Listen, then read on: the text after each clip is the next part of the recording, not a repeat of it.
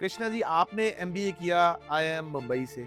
उसके बाद में you started your career in corporate. इस फील्ड तक का जो करियर है आपका, वो कैसे शेप हुआ? मुझे बहुत अच्छा लगने लगा to study a lot of company stocks mutual funds read about commodities everything and then I identified that there is a very big gap in our country कि फिडुशरी एडवाइजरी नहीं है हमारे कंट्री। कृष्णा जी, ऐसा कौन सा, अगर हम बात करें मोमेंट की, जिसने सच में आपको फील कराया कि आपको अब अपना कंसल्टेशन करना है? और मोस्टली वो राइट टाइम तब भी होता है जब आपको वो फाइनेंशियल इंडिपेंडेंस अपनी लाइफ में फील होती है। तो आपकी फैमिली ने आपके उस डिसीजन को सपोर्ट करा या ये कहा कि नहीं, जॉब अच्छी है, कॉर्पोरेट अच्छा है? My family has never stopped me from doing anything. Social media पे इन्फ्लुएंसर्स काम कर रहे हैं या जो भी लोग इन्वेस्टमेंट्स की उस पे बात करते हैं, कि वो ठीक बात बता रहे हैं या रील्स बना रहे हैं? ऐसे लोग भी हैं जो डिटेल पब्लिक को गुमराह कर रहे हैं for their own benefit. What do you think?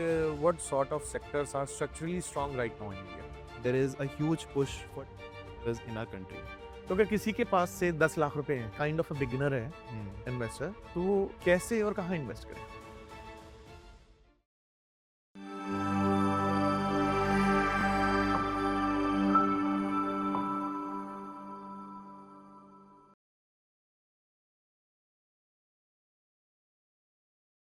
नमस्ते India, welcome once again on your favourite podcast show views and news, जहां हम लेकर के आते हैं ऐसी डिस्कशंस और कन्वर्सेशंस जो करती हैं मैटर।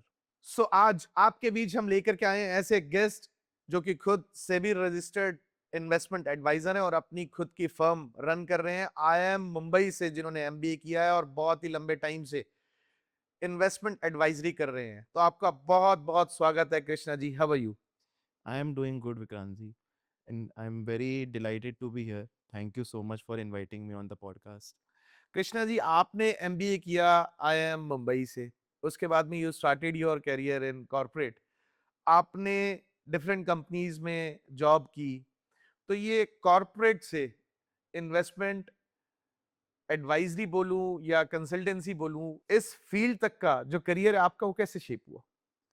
ये जर्नी मेरी स्टार्ट हुई थी जब मैंने अपनी पहली जॉब स्टार्ट करी थी आफ्टर माई बीटेक। हम्म, उस समय पे I was looking for a place जहाँ पे मैं अपनी खुद की इन्वेस्टमेंट्स कर सकूँ, जो मैं अपनी जॉब से अर्न कर रहा था, सेव कर रहा था। और मैं उस समय I was in that learning phase कि कैसे अपनी फाइनेंशियल प्लानिंग करनी है, कितना सेव करना चाहिए, कैसे करना चाहिए, कहाँ इन्वेस्ट करना है। हम्म, तो वो करते करते ही एक तो पहले मेरा इंटरेस्ट बहुत ज़्यादा डेवलप हो गया उस फील्ड में। हम्म, मुझे बहुत अच्छा लगने लगा hmm, to study a lot of company stocks mutual funds read about commodities everything and then I identified that there is a very big gap in our country कि फिडुशरी एडवाइजरी नहीं है हमारी कंट्री। जितने भी जगह आप देखोगे there are a lot of people who sell a lot of financial products, but वहाँ पे कुछ ना कुछ हिडन इंसेंटिव्स होते हैं। कहीं पे भी आपको, जैसे आप एक डॉक्टर के पास जाते हो, डॉक्टर का सिर्फ यही काम है कि उसको आपको दवाई देनी है, उसको दवाई बेचनी नहीं है आपको। दवाई आपने फार्मेसी से खरीदनी है। तो इस तरीके से आपके पास में ऐसे लोगों की कमी थी इंडिया में, जो कि आपको सिर्फ फाइनेंशियल एडवाइस दें और सिर्फ उसी की फीस आपसे लें, आपको कोई प्रोडक्ट नहीं बेचे। तो ये आइडेंटिफाई जब मैंने किया तो बहुत टाइम से मैं ये सोच रहा था। फिर मैंने एमबीए भी किया। Then I started working in other companies. I worked at Procter and Gamble and eventually one fine day I took that difficult decision to quit my job and get full time into advisory. Krishna ji, ऐसा कौन सा, अगर हम बात करें moment की, था जिसने सच में आपको फील कराया कि आपको अब अपना कंसल्टेशन करना है? It was not one moment, hmm, it was something which has shaped up over time. हम्म, जैसे कि मैंने आपको बताया कि वो इंटरेस्ट मेरा बिल्ड होता चला गया उस डायरेक्शन में, मेरा एक्सपीरियंस भी बिल्ड होता चला गया। हम्म, विद एक्सपीरियंस आपका कॉन्फिडेंस लेवल भी थोड़ा इंक्रीज हो जाता है उस स्पेस में कि हाँ, this is something that hmm, suits you and it is your passion also and it is a business also that you can do. Hmm, And ultimately it led to that tipping point hmm, when I thought कि it is the right time hmm, to take that decision. और mostly वो right time तब भी होता है जब आपको वो फाइनेंशियल इंडिपेंडेंस अपनी लाइफ हम्म, में फील होती है। हम्म, सो मतलब going aside from the investment advisory side, hmm, for any person hmm, who is thinking to quit job and to start a business, it's very important कि आपके दिमाग में वो एक फाइनेंशियल स्टेबिलिटी हो कि आपके पास एक 5 से 6-7 साल का एक रनवे है कि जहाँ पर आपकी अगर इनकम बहुत ज़्यादा बिल्ड नहीं भी होती है, तो भी आप सस्टेन कर सकते हो। For me, luckily, in the early years of my corporate career, I saved and I did some good investments, which yielded results for me. And I had my wife to support that decision. And ultimately, हम उस path पे आए and till date, it has proven to be a very good decision. हम्म। अभी कृष्णा जी आपने बताया you had saving, और वैसे भी आप तो आई एम मुंबई से हो, तो पैकेज आपका अच्छा ही होगा। तो आपकी फैमिली ने आपके उस डिसीजन को सपोर्ट करा या ये कहा कि नहीं जॉब अच्छी है, कॉर्पोरेट अच्छा है? Luckily for me, my family was very supportive. My family has never stopped me from doing anything. Hmm. They have always encouraged me. Obviously, Indian families थोड़ा सा तो उनको डर लगता है हम्म। कि अच्छा खासा एक स्टेबल करियर छोड़कर उनका बच्चा कुछ हम्म। नया करने का देख रहा है, जहाँ हम्म। पे उसको वापस स्टार्टिंग से चीज़ें बिल्ड करनी पड़ेंगी। हम्म। But I think they had that trust and confidence that I will be able to do that, and that is why they supported me hmm. in this decision. तो गोयल साहब एक बात पूछना चाहूंगा, आज के जमाने में सोशल मीडिया सबके हाथ में है, Right, और बहुत फ्रीक्वेंटली लोग सोशल मीडिया को यूज right, कर रहे हैं। जितना वो सोशल मीडिया सीखते हैं शायद आजकल कहीं और से सीखते होंगे। right. तो सोशल मीडिया पे इन्वेस्टमेंट्स की अगर बात करें तो Hmm. जिस तरीके से लोग इन्फ्लुएंसर्स काम कर रहे हैं या जो भी लोग इन्वेस्टमेंट्स की उस पे बात करते हैं, तो आपको क्या लगता है कि वो ठीक बात बता रहे हैं या रील्स बना रहे हैं? दोनों तरीके के लोग हैं विक्रांत जी। हम्म। हमारे पास में ऐसे लोग भी हैं जो सही बात कर रहे हैं, हम्म। और ऐसे लोग भी हैं जो रिटेल पब्लिक को गुमराह कर रहे हैं hmm. For their own benefit. Hmm. So और ये हर जगह रहेगा। सोशल मीडिया के पहले भी लोग किसी और मीडियम और फॉर्मेट से इन्फ्लुएंस होते थे, आज सोशल मीडिया से होते हैं। हम्म। सोशल मीडिया में चेंज ही आया है कि चीज़ें बहुत फटाफट आप तक पहुंच हम्म। जाती हैं, हम्म। तो वो रेट ऑफ इन्फ्लुएंस थोड़ा सा उससे मेरे को लगता है इंक्रीज हो जाता है, मेरा व्यू है। हम्म। बट एज अ इन्वेस्टर, हम्म। आपको पहले तो इस बात का रिकॉग्निशन होना चाहिए कि जो पैसा आप इन्वेस्ट कर रहे हो वो आपकी हार्ड अर्न्ड वेल्थ है। हम्म। उसको आप प्लीज स्पेकुलेशन में ना डालें। हम्म। आप बहुत अच्छे से जिसके भी ऊपर ट्रस्ट कर रहे हो, हम्म। उसकी प्रोफाइल को वेरीफाई करें, हम्म। उसके पास क्रेडेंशियल्स को वेरीफाई करें। Hmm. And you should not fall for people hmm. Who are trying to induce greed in you. Hmm. जो भी आपकी ग्रीड का यूज करके आपसे डिसीजन लेने में इन्फ्लुएंस कर रहा है, हम्म। दैट इज समवेयर जहाँ पे you are following for the wrong thing. अब क्योंकि हम सोशल मीडिया की बात करी, इन्फ्लुएंस की बात करी, तो आपको क्या लगता है कृष्णा जी, स्टोरीज ज्यादा बिक रही हैं या अगर इन्वेस्टमेंट्स की बात करें तो बैलेंस शीट का भी रोल है? I think it's mostly driven by stories, जिस हम्म। तरीके से नहीं होना चाहिए। Hmm. But it's easy hmm. जाकर किसी बिजनेस को स्टडी करना, हम्म। उसकी बैलेंस शीट पढ़ना, कैश हम्म। फ्लो पढ़ना, हम्म। उसके मैनेजमेंट के बारे में पढ़ना, उसको हम्म। कंटिन्यूसली ट्रैक करना is a difficult and time hmm. Taking process. Hmm. Listening to a story कि ये एक्स वाई जेड कंपनी ऐसा बिजनेस हम्म। कर रही है और ये इतने से ऐसा हो जाएगा, ये हो जाएगा, हम्म। इज समथिंग विच इज, पहली चीज एज एन इन्फ्लुएंसर किसी के लिए बनाना और हम्म। उसको डिलीवर करना बहुत ईजी है, हम्म। और कंज्यूमर के लिए समझना बहुत ईजी है। हम्म। तो वो बिलीव करके लोग उसमें चले जाते हैं, hmm. And then they a lot of time hmm. it turns out to be a wrong hmm. investment. Krishna ji, जब बात हम इन्वेस्टर्स की करते हैं and you being an consultant, तो अगर हम किसी स्टॉक की बात करें तो पहली 5 चीजें ऐसी क्या है जो आप उसके बारे में पढ़ेंगे या लोगों को बताना चाहेंगे कि जिसे जाने उसके बाद ही आप आगे बढ़ें? सबसे पहली चीज जो मुझे लगती है, that should be the management. For my investing experience that I have had, one thing that I check even 100 times is the credibility of the person running the company. हम्म। उसकी क्या पास का ट्रैक रिकॉर्ड है, उसका कैसा vision है, कितना realistic है वो बंदा, कितने रिस्क ले रहा है उस बिजनेस के लिए, और कितना वो चाहता है कि वो बिजनेस ग्रो करे। Second thing is the sector that you are investing into. क्या वो सेक्टर में टेलविंड्स हैं? टेलविंड्स बहुत अलग अलग तरीके से हो सकती है। टेलविंड गवर्नमेंट पॉलिसी से हो सकती है, टेलविंड किसी तरीके के शिफ्ट से हो सकती है, जैसे हम अभी एक रिन्यूएबल एनर्जी की तरफ शिफ्ट कर रहे हैं काफ़ी टाइम से, ऐसे बहुत सारे शिफ्ट हो सकते हैं। तो हमेशा हमें उसी सेक्टर में इन्वेस्ट करना चाहिए जिसमें फ्यूचर ग्रोथ हम्म, पॉसिबल है. Hmm, third thing would be the quality of balance sheet and cash flows that the business is generating. Hmm, ठीक है. बिजनेस के पास पैसे रेज करने के बहुत तरीके होते हैं. मेजरली 3 तरीके होते हैं. हम्म, या तो आप अपने एग्जिस्टिंग बिजनेस से प्रॉफिट अर्न करके उसको बिजनेस में री इन्वेस्ट करें, या आप इक्विटी कैपिटल रेज करें मार्केट में अपना इक्विटी डाइल्यूट करके, या फिर आप डेट के थ्रू लोन लेके पैसा रेज करें. डेट के थ्रू लोन लेके पैसा रेज करना is one of the easiest methods out of these, hmm, right. Second easiest और comparable is through equity. Hmm, the most difficult part is कि आप अपने खुद के बिजनेस से एक अच्छा कैश फ्लो, अच्छा प्रॉफिट जनरेट करो और उसको री इन्वेस्ट करके उस बिजनेस को हाई स्पीड पे ग्रो करो.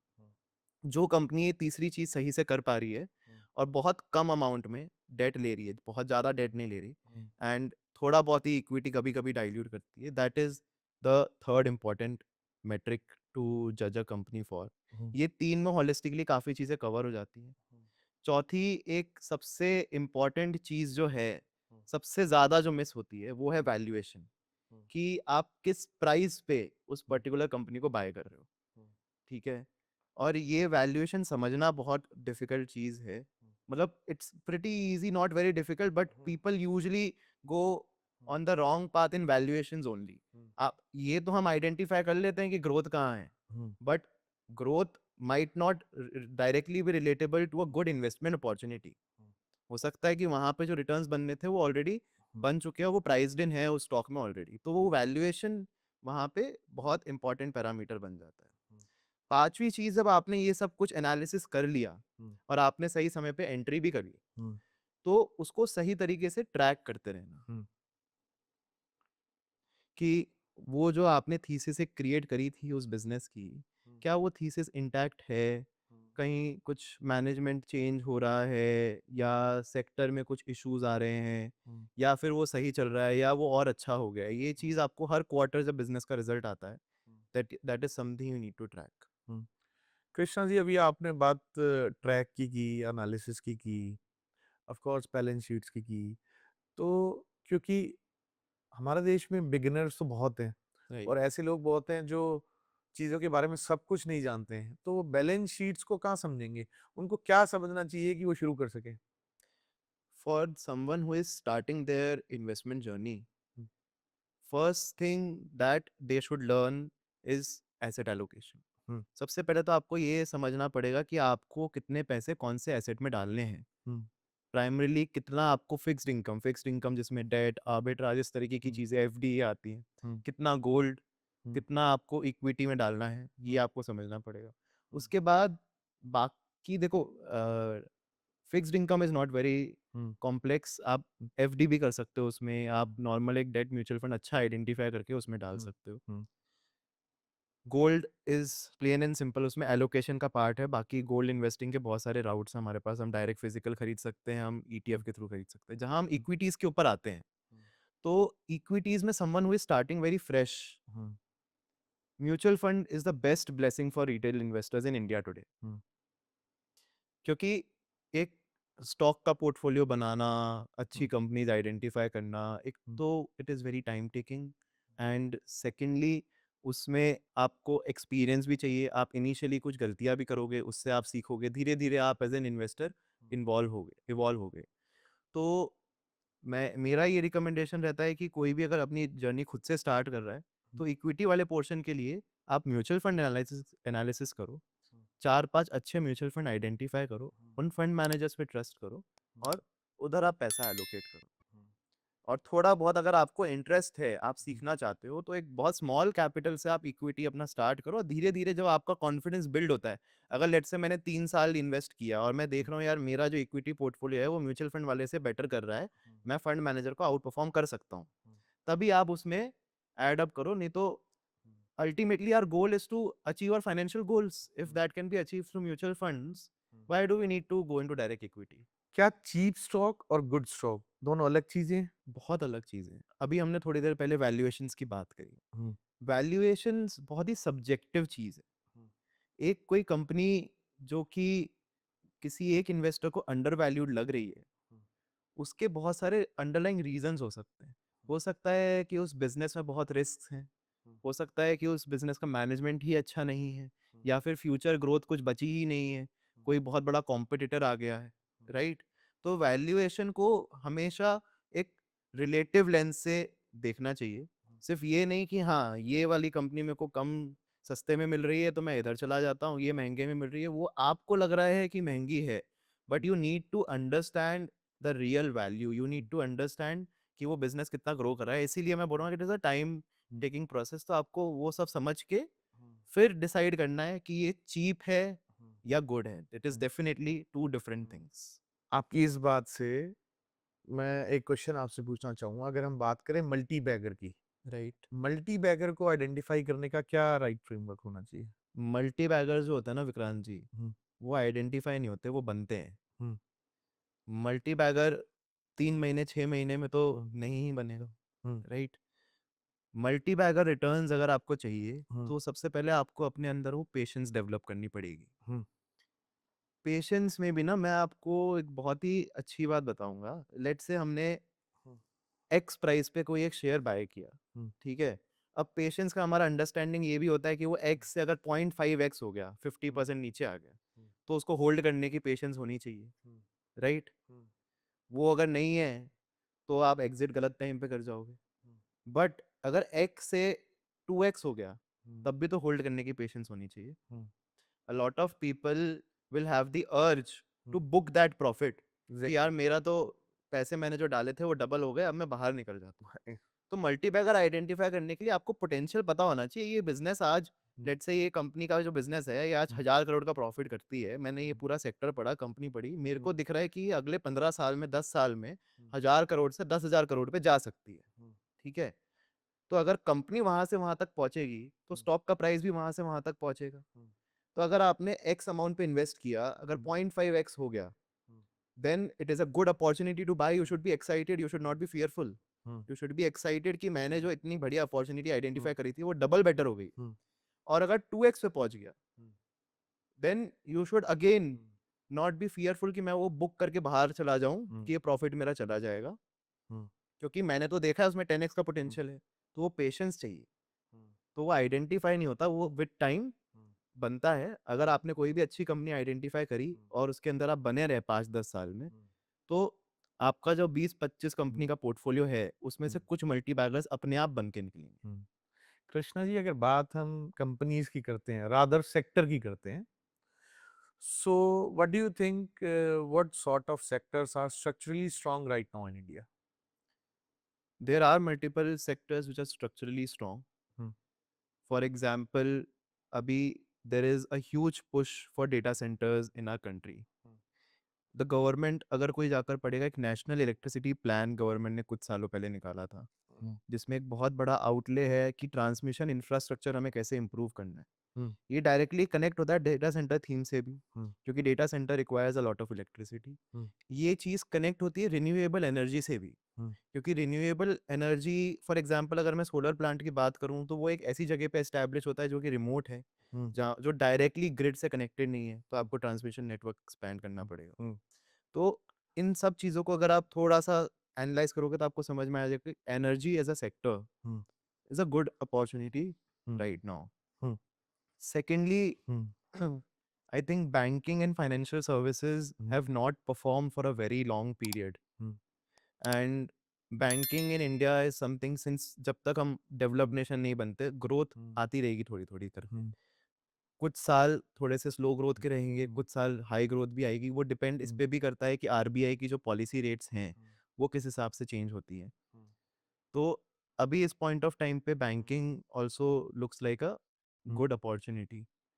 देन देयर इज, जो हमने डेटा सेंटर थीम की बात करी, किसी भी थीम में हम जब उसकी सप्लाई चेन को back in the value chain जाकर देखते हैं, तो बहुत ही second level, third level, fourth level पे हमें प्लेयर्स मिलते हैं जो अच्छी अपॉर्चुनिटी बन के आते हैं इन्वेस्टमेंट्स के लिए। तो कोई भी डेटा सेंटर या ऐसी कोई भी थीम है, उसमें हम उन प्लेयर्स को अगर आइडेंटिफाई करें, that is a good sector to invest. Then there is अभी transition towards electric vehicles in two wheelers, in four wheelers, उसमें भी कुछ अपॉर्चुनिटीज हैं। We have opportunities in to capital markets, क्योंकि अभी भी there is a lot of penetration Hmm. which can happen more into capital markets. अगर आप US से कंपेयर करोगे तो इंडिया में अभी भी कैपिटल मार्केट में जो पैसा जा रहा है, जो लोग इन्वेस्ट कर रहे हैं, ऑल्दो पिछले 5 साल में एक बहुत बड़ा राइज आया है, but the legs are still not that deep जहां तक हम जा सकते हैं. तो अभी काफी अपॉर्चुनिटी बची है capital markets. Okay, so for investors, when we speak about, do you see India as a biggest opportunity in upcoming 10 years, and why? Biggest opportunity है या नहीं ये तो 10 साल बाद हमें पता चलेगा कि क्या टर्न आउट होता है, Okay. But it is definitely a good opportunity Hmm. since our economy is growing, Hmm. it is growing at a good pace, Hmm. and it is projected to grow Hmm. at this pace for Hmm. a long period of time. Hmm. तो ultimately जब हम equity investments की बात करते हैं, Hmm. तो we only suggest कि आपके पास में जो 3 से 5 साल से ज़्यादा का कैपिटल है, जो आपको 3 से 5 साल तक जो पैसा बिल्कुल नहीं चाहिए, Hmm. सिर्फ वही पैसा आपको Hmm. इक्विटी इन्वेस्टमेंट्स में डालना चाहिए. Hmm. अब इस केस में Hmm. when your country is growing at a Hmm. fast rate Hmm. for a long period of time, Hmm. ultimately the markets have to follow. Hmm. When it will follow Hmm. is a question of time. It is not a question of if it will follow. Hmm. It will follow, but when, wo time will tell. Hmm. Hmm. But if you have patient enough, if you keep your investments in a disciplined manner, आप consistently invest करते जाएंगे, in a longer run, Hmm. in India, you will make good returns. But at the same time, you should have some global diversification as well. Hmm. You can do that through ETFs, through mutual funds, through some gift city routes as well. अभी आप जब sectors की बात कर रहे थे तो आपने ईवीज बोला.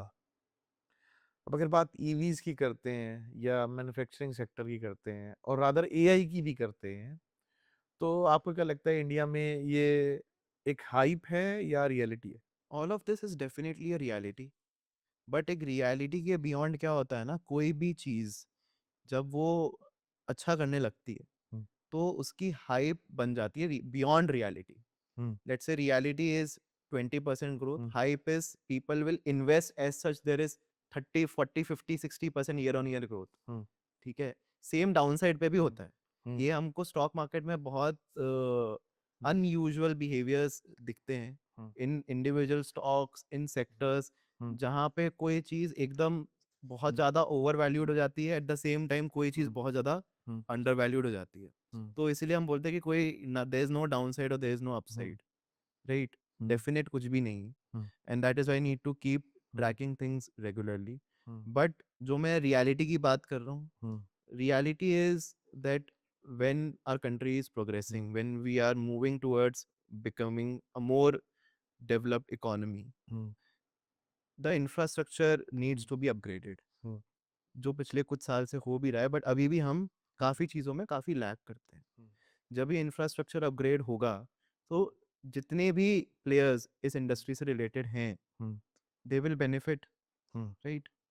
At the same time, when the adoption of artificial intelligence happens, उसमें भी काफ़ी players emerge करेंगे जो उससे benefit करते हैं. जो data center आपने बात करी, data centers के लिए गवर्नमेंट ने अभी बहुत लंबा एक स्कीम निकाला है, जहाँ पे उन्होंने foreign companies को tax benefits दिए हैं to invest into creating data centers in India.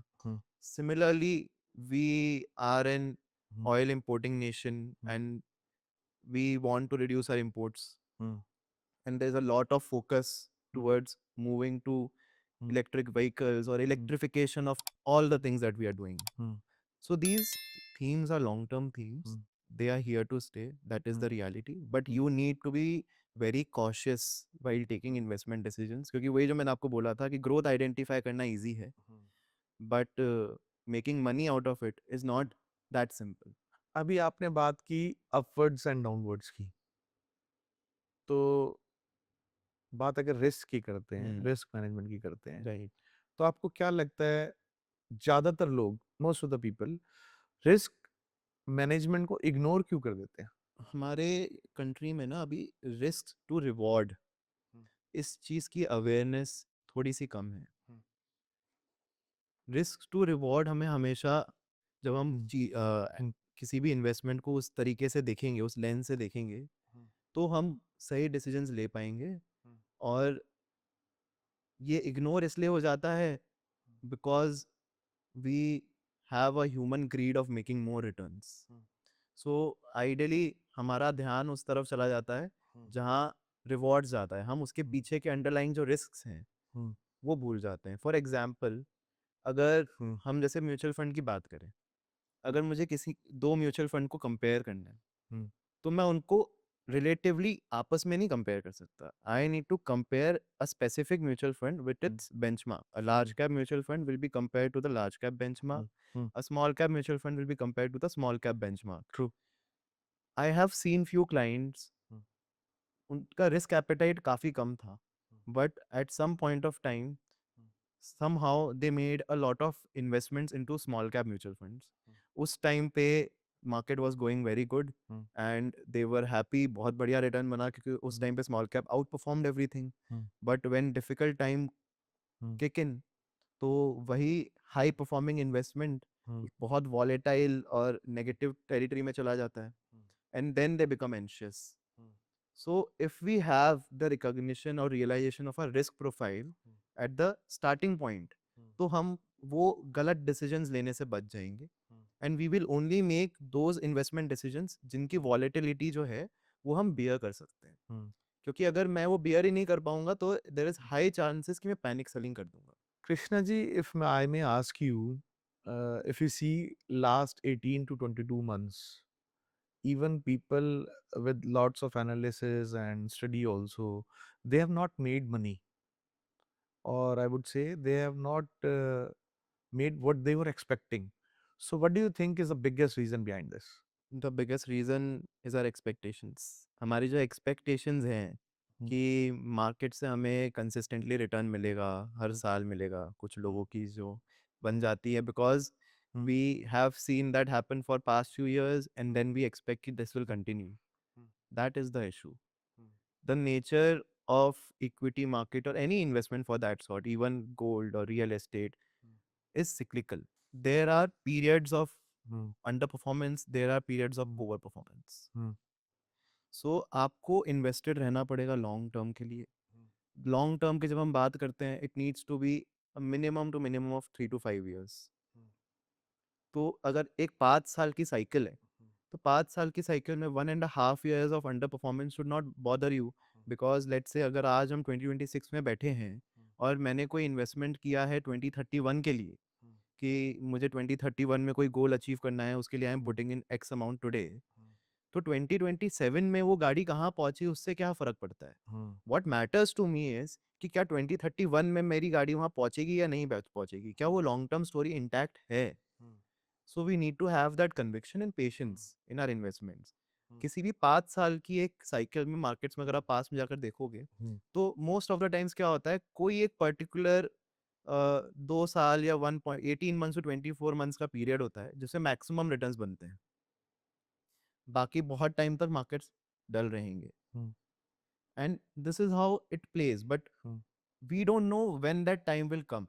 We hmm, can try to be better at it, hmm, but predict exactly कोई नहीं कर सकता। hmm, hmm, So spending time in hmm, market hmm. is always more important than timing the market.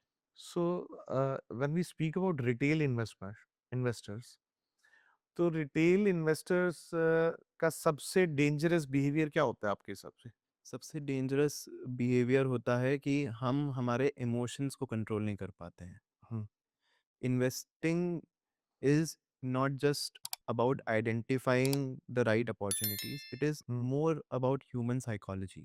हम्म, अगर मैंने कोई भी एक investment करा है हम्म, तो what are the odds that I will hold that investment hmm, or add more to it when it is 30% down from my buying hmm, price? Hmm, If I cannot do that, hmm, then मेरे पास initially वो conviction था ही नहीं उस हम्म, investment को लेकर, मैं वो confidence carry ही नहीं कर रहा था, हम्म, राइट?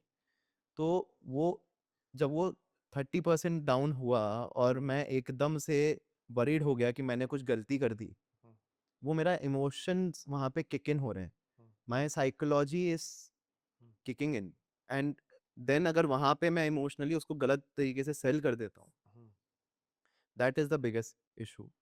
सेकेंडली जो 2x हो गया, जो मैंने पहले भी बोला था कि वहाँ भी इशू है कि बहुत ज़्यादा रिटर्न आ गया, उस टाइम पे आपको रियल पोटेंशियल नहीं पता था, आप एग्जिट कर गए, या फिर आपने गलत टाइम पे बाय कर लिया जब वो ओवर वैल्यूड था।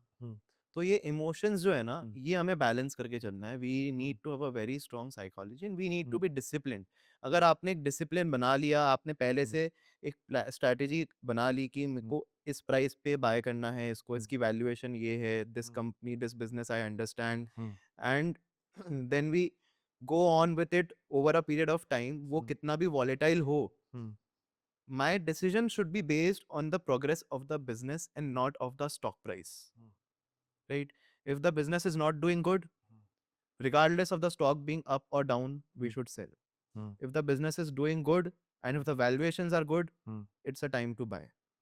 That's okay, the main so thing. For a common person invest किया, Hmm. लॉस हो गया, अब सिंपल रूल क्या कहता है, एग्जिट करें या कोशिश करें उसे एवरेज करने की? Again, ये decision stock price पे नहीं depend होना चाहिए.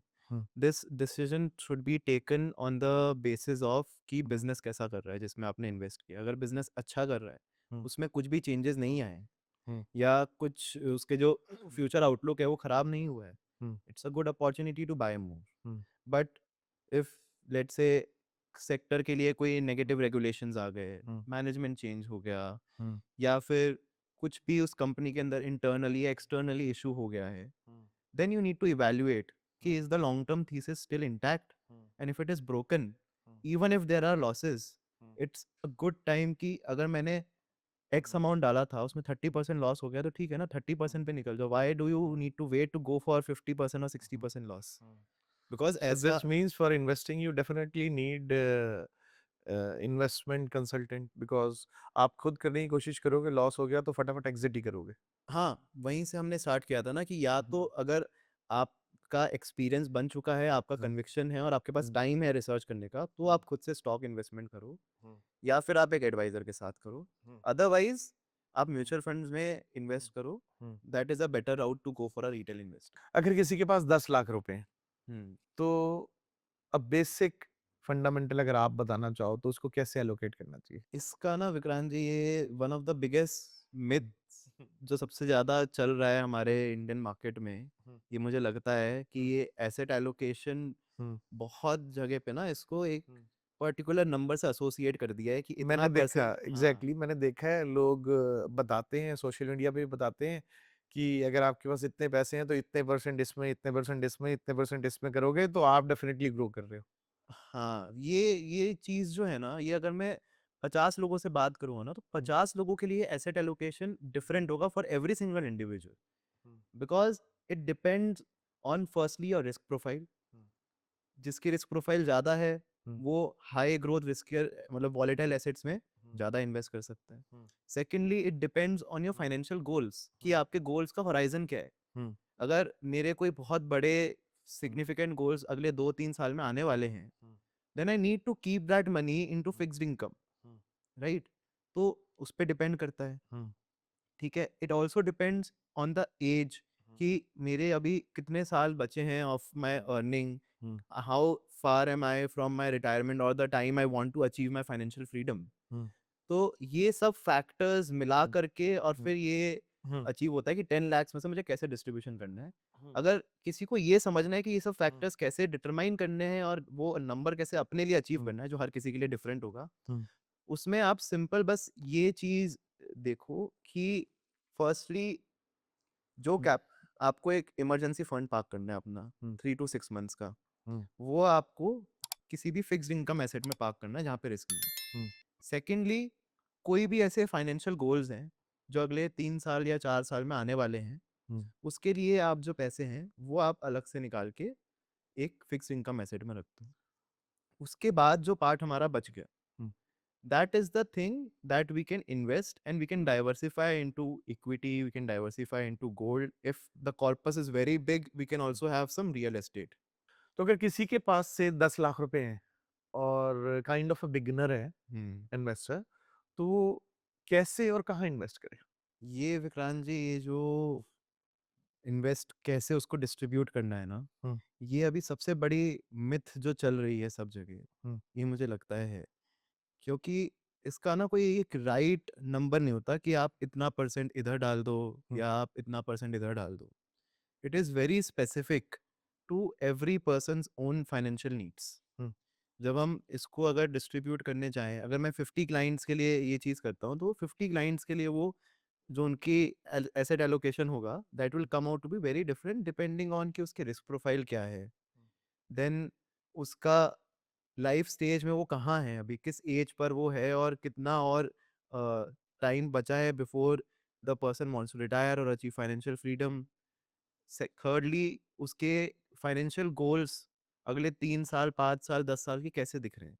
अगर किसी को अगले 3 साल में कोई बहुत बड़ी फाइनेंशियल लाइबिलिटी है या कोई एक्सपेंडिचर है जो वो करना चाह रहा है, भले ही और she has marriage planned or buying a car, buying a big house, then you need to park that money into fixed income. Hmm, So, not a exact distribution of how you should do it, but I'll tell you the process hmm, of doing this. So, सबसे पहले तो जो भी funds हमें अगले 3 या 5 साल के लिए चाहिए, वो हमें एक फिक्स्ड इनकम एसेट में डालने चाहिए. मिनिमम 3 से 6 महीने का तो हमारा इमरजेंसी फंड ही होना चाहिए, राइट. एक बार हमने फिक्स्ड इनकम वाला हमारा कर दिया, उसके बाद हम ग्रोथ एसेट्स की तरफ देख सकते हैं. ग्रोथ एसेट्स में we have equity, we have gold, we have real estate. Now how do we diversify between all of these three. That should be based on कि मेरी लेवल ऑफ अंडरस्टैंडिंग, कन्विक्शन और knowledge किधर ज़्यादा है. I will not say कि equity is best या real estate is best. ठीक है, किसी इंसान को जिसको कोई एक पर्टिकुलर एसेट क्लास ज़्यादा समझ में आती है, उसके लिए वो बेस्ट है. या you have a good advisor who can help you with a particular asset class, तो आप उसके थ्रू जाओ. So that is how you should have your distribution. Fixed income में आपको अपना सेफ साइड रख के चलना ही चाहिए. सेकेंडली, आप अपनी ग्रोथ के लिए, वेल्थ को ग्रो करने के लिए, you can turn towards the other three. Gold is a kind of a risk hedge. Gold is something which has been there for decades and centuries, and it has been a great store of value. और जब भी कभी बहुत ज़्यादा world में, जैसे अभी भी काफ़ी जियो पॉलिटिकली इशूज चल रहे हैं, at that point of time gold helps to protect your portfolio. तो कुछ एलोकेशन हमारा गोल्ड की तरफ तो होना ही चाहिए, जो हमारे इंडियन हाउस होल्ड्स में वैसे भी होता है काफ़ी. अगर बात डायरेक्ट स्टॉक्स की करें हम्म. और म्यूचुअल फंड्स की करें, hmm. Right, so what to choose and when to choose. What to choose and when to choose depends on the kind of expertise that the person has and the kind of time, free time that you get after doing a day job. अगर आपके पास में बहुत ज़्यादा time नहीं है, आप equities में invest करने को लेके बहुत पैशनेट नहीं हो, आपका गोल है कि मुझे अपनी वेल्थ ग्रो करनी है सस्टेनेबली, एक डिसिप्लिन तरीके से, तो mutual fund is the best route to go to. अगर आपको लगता है कि नहीं, मेरे को काफ़ी इंटरेस्ट है, मुझे खुद से सीखना है, धीरे धीरे वो स्किल डेवलप करनी है, तो आप पहले इक्विटी से स्टार्ट करो. म्यूचुअल फंड में मेजर अमाउंट डालो, इक्विटी में एक स्मॉल पार्ट से आप पहले स्टार्ट करो. और धीरे धीरे जैसे जैसे आपकी लर्निंग, आपकी नॉलेज और आपका एक्सपीरियंस उसमें बढ़ता जाएगा, तो आपका कॉन्फिडेंस भी ग्रो करेगा. And when you see that you are able to do well into direct equity, that is when you should size up. Otherwise, mutual fund is a better route to go if you are going all by yourself. जब हम बात करते हैं time की, realistically when we speak, कितना time देना चाहिए investing को? आपको किसी भी इन्वेस्टमेंट को मिनिमम 3 to 5 years का होराइजन होना ही चाहिए. 5 years का होना चाहिए इन माय. अगर 5 years का होराइजन नहीं है, तो फिर आप उस पर्टिकुलर अमाउंट ऑफ वेल्थ को किसी स्टेबल जगह पे रखो जहाँ पे आपको एक फिक्स रिटर्न आता रहेगा. Otherwise, see, equity is only asset class जो इट इज नेवर एंड. अब बिजनेस के कोई एंड डेट नहीं होती ना, कि 2025 के बाद ये बिजनेस खत्म हो जाएगा, 2035 के बाद ये बिजनेस खत्म हो जाएगा. Companies will keep on growing, evolution भी होगा. हाँ, and it will keep on evolving. So जब एसेट क्लास ही इतना लंबा है, लोन तो देखो at one period of point of time के बाद लोन खत्म हो जाता है, राइट. आपको हर साल 7%, उसमें 6% जो भी रिटर्न है वो आता है, वो फिक्स्ड है.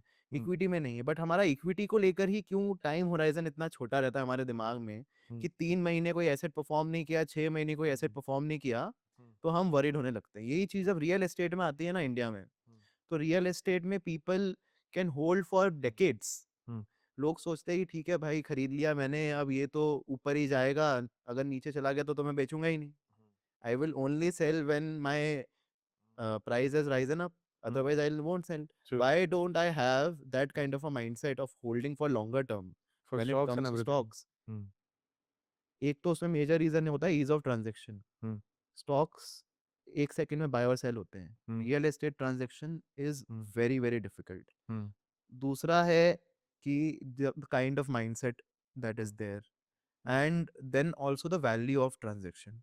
स्टॉक्स में तो आप छोटी वैल्यू से भी स्टार्ट कर सकते हो, छोटी वैल्यू में भी खरीद सकते हो, बेच सकते हो, you can have multiple companies और डाइवर्सिफाइड पोर्टफोलियो। रियल एस्टेट में the in transaction size is very huge. जितना इजी है उतना फास्ट ट्रांजैक्शन है। हाँ, तो अगर हम वही सेम माइंडसेट इक्विटी में लाएंगे तो उससे काफ़ी बेनिफिट होगा, और टाइम होराइजन 5 years का तो होना चाहिए। एक ना टर्मिनोलॉजी और है जो इस इंडस्ट्री में बहुत चलती है, लॉन्ग टर्म। हम्म। इस लॉन्ग टर्म का क्या मतलब है? कितना लॉन्ग टर्म मतलब लॉन्ग टर्म होता है? लॉन्ग टर्म टर्मिनोलॉजी तो वही है, more than 5 years, hmm, but उसमें भी there is a hmm, buy and hold hmm, that a lot of people believe in, हम्म, and buy and hold is the right thing to do, hmm, but उसकी understanding हम्म, बहुत गलत है काफी जगहों पर। हम्म, तो व्हेन वी से बाय एंड होल्ड, हम्म, तो by means when I am buying, it's not like कि मैंने कोई भी 10 बड़ी कंपनी उठाई और उसमें इन्वेस्ट कर दिया। Hmm, it should be well analysed, hmm, you should understand the business, hmm, you should understand the valuations that you're buying at, hmm, and only then you have to take that decision कि क्या मैं सही company खरीद रहा हूँ, क्या मैं सही प्राइस पे। हमने 5 पॉइंट्स की बात करी थी, वो चेक करने के बाद हमें बाय करना है। हम्म, जब हम बात करते हैं होल्ड करने की, तो होल्ड में ऐसा नहीं कि अब एक बार मैंने डिसीजन ले लिया और बाय कर लिया तो I have to hold this share for 5 years और 10 years only, then I will get returns. नहीं, my decision can turn wrong as well, and that is why we diversify. why do we say कि हमें एक portfolio में कम से कम 20-25 companies रखनी चाहिए? Hmm, because not all of your selection will go right, hmm, right? तो जब हमें पता है कि कहीं ना कहीं पे कुछ गड़बड़ होगी, because businesses are volatile, they have external and internal risk, true. तो इट्स वेरी इंपॉर्टेंट कि we keep a track of what is going in that business. उसमें बिजनेस के नंबर्स कैसे आ रहे हैं, एटलीस्ट क्वार्टरली नहीं तो ईयरली तो हम रिव्यू करें उसको। हम्म, एंड बेस्ट तो क्वार्टरली रिव्यू करना है, हम्म, बट इसमें एक चीज ये भी इंपॉर्टेंट है कि हमें ऐसा नहीं करना है कि अगर एक क्वार्टर या 2 क्वार्टर किसी बिजनेस ने परफॉर्म नहीं किया तो हम बेच के निकल गए। Hmm, that is also a recipe for disaster. Hmm, we have to wait, we have to give it the right time, hmm, और जब भी वो नहीं परफॉर्म कर रहा है तो we have to ask a question कि क्या ये टेम्पररी इशू है, या जो मैंने थीसिस बनाई थी वो थीसिस ही ब्रेक हो गई है। अगर ये टेम्पररी इशू है, मेरा इन्वेस्टमेंट तो 5 साल का है ना, 10 साल का है, तो मुझे कोई फर्क नहीं पड़ता। It is an buying opportunity for me, मैं और ऐड कर सकता हूँ। और अगर मेरी थीसिस ही ब्रेक हो गई है, देन वो बाय एंड होल्ड काम नहीं करेगा। Please sell that stock and exit from there, whether in profit whether और loss, you should exit, you can get better opportunities elsewhere. There are 3 to 4 thousand listed companies, अगर आपका कुछ 10-20-30% loss भी हो गया है, तो आपको उसी शेयर से क्यों रिकवर करना है? मैंने XYZ कंपनी में 1,000 रुपए लगाए, वो या 1 लाख लगाए, वो 1 लाख का 70,000 हो गया। वो 70,000 में किसी दूसरी कंपनी में डालकर भी वापस से राइज हो जाएगा, अगर मैं अच्छी स्टॉक पिक करूंगा और वेट करूंगा टाइम का। तो मुझे ऐसा क्यों है कि मैं इसी से रिकवर करके बाहर निकलूंगा, जो कि ऑलरेडी मुझे पता है थीसिस ब्रेक हो गई है। कृष्णा जी, आपने काफ़ी मीनिंगफुल और इंसाइटफुल आंसर्स दिए। आई एम श्योर और हमारे व्यूअर्स को भी अच्छे लगे होंगे। And if you may please allow me, मैं कुछ रैपिड फायर क्वेश्चंस आपसे पूछना चाहूँगा, श्योर, जिसका आंसर आप शायद एक लाइन या जो भी बेयर मिनिमम वर्ड्स में आप देना चाहें। श्योर। बुल मार्केट या बियर मार्केट, कहाँ ज़्यादा पैसे बनते हैं? बियर मार्केट में जब आप इन्वेस्ट करते हैं तब ज़्यादा पैसे बनते हैं, because that is when you are able to buy cheap. अगर इन्वेस्टर्स के लिए आपको एडवाइस करना हो, एक बुक इन्वेस्टिंग सिखाए या इन्वेस्टिंग को पढ़ करके आप इन्वेस्टर बने? You can read one up by Wall Street by Peter Lynch. India में एक बुक है coffee can investing by Saurabh Mukherjee, हमारे हम्म, इंडिया के एक हम्म, इन्वेस्टमेंट मैनेजर है, PMS हम्म, मैनेजर है सौरभ मुखर्जी, हम्म। उनकी काफ़ी अच्छी बुक है। Okay, one stock you regret missing?